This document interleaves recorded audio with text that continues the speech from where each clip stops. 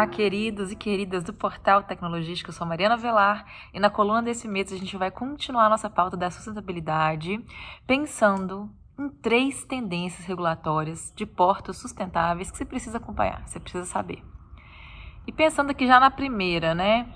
A gente finalmente, Glória, tem a regulamentação de sandbox regulatório pela ANTAQ. A ANTAQ estava atrás dessa corrida, se a gente comparar com outras agências regulatórias, demorou.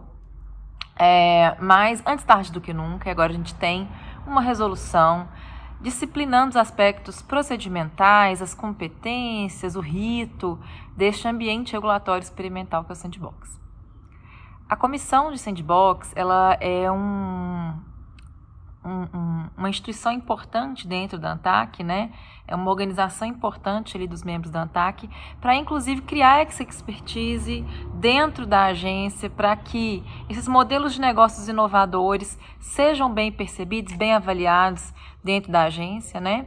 A gente vê que nesses processos seletivos que vão ser muito interessantes para avaliar quais são as propostas factíveis e que fazem sentido regulatório, e vão ser selecionadas, portanto, pela agência, 2 critérios têm a sustentabilidade no seu coração, 2 critérios de avaliação das propostas que estão ali competindo por uma chance de participar desse ambiente regulatório e experimental.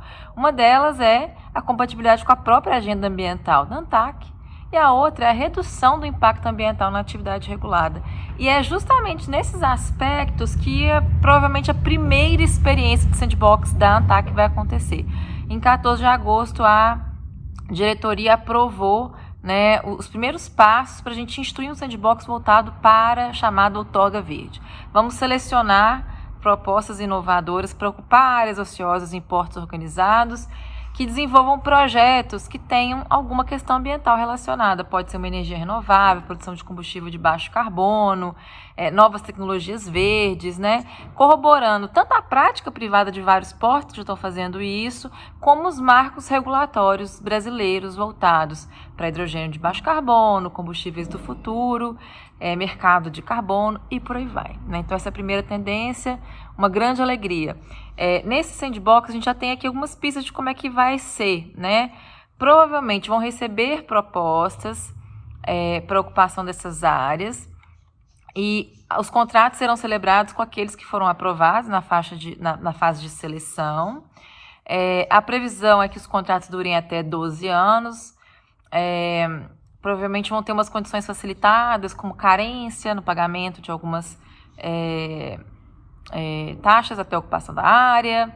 A remuneração deve acontecer efetivamente por metro quadrado ocupado e não pela totalidade da área concedida.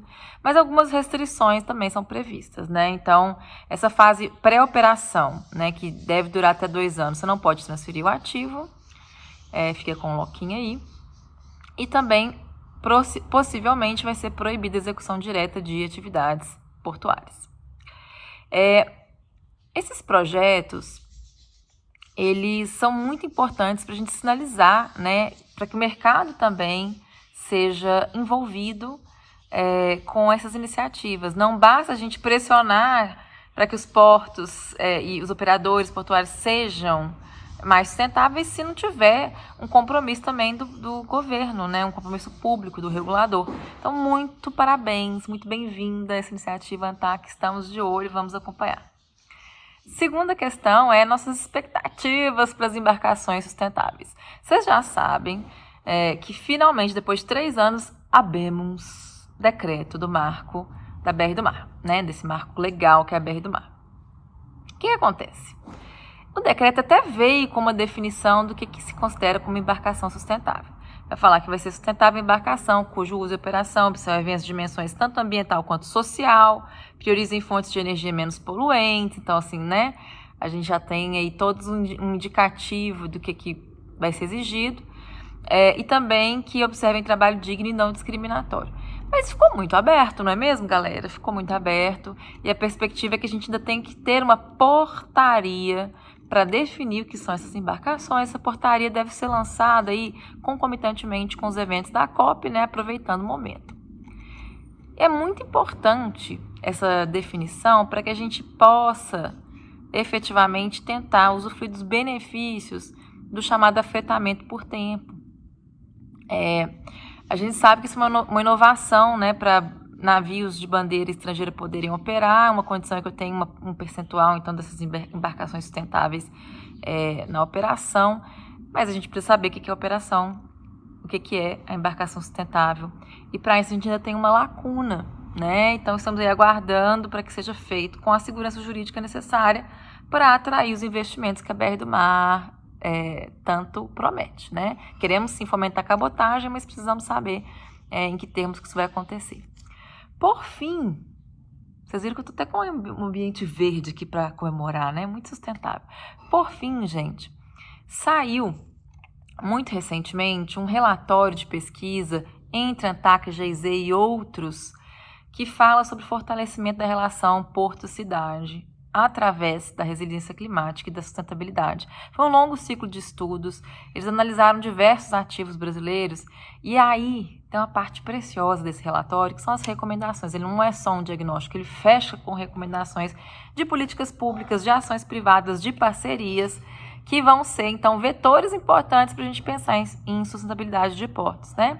Primeiro, fortalecer a governança da comunidade portuária, diálogo e cooperação, inclusive com as comunidades locais, com os diversos governos, porque a gente sabe que a cocriação, né, de soluções sustentáveis não depende só do governo federal, muitas das coisas acontecem no nível local. Sobre isso, recomendo vocês acompanharem a iniciativa Daring Cities do ICLEI. É maravilhoso.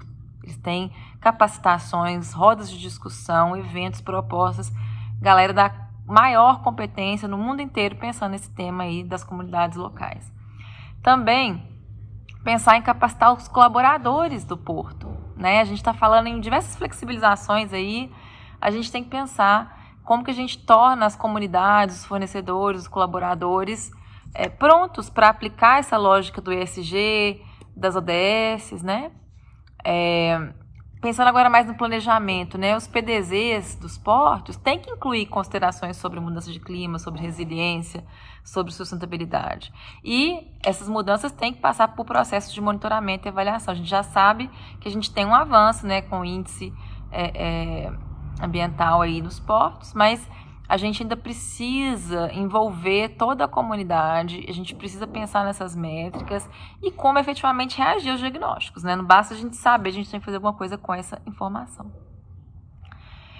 Sobre a questão também das parcerias estratégicas focadas em resiliência climática, aqui a gente tem diversos tipos de relação que vão partir dessa relação entre o porto e a cidade, sobretudo para compartilhar dados, promover iniciativas conjuntas, aprimorar as infraestruturas de uma maneira eficiente e com diálogo.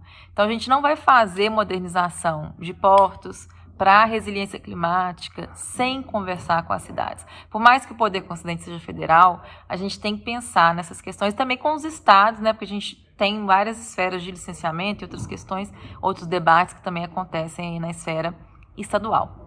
Então, a agência ANTAC tem aí na sua manga diversas ferramentas, né, e já está se esforçando realmente para tocar esses temas, mas ela não é a única a se preocupar, né? A gente tem todo um envolvimento de uma comunidade, de partes interessadas que estão nessa missão. Espero ter contribuído um pouquinho com o debate. Vamos continuar, vamos trazer nos próximos meses entrevistados especiais aqui. Eu quero saber qual que é o seu interesse, qual que é o tema que você quer que a gente aborde, porque vamos privilegiar também a nossa audiência. Um grande abraço e uma boa semana, dia, tarde para vocês. Um grande abraço.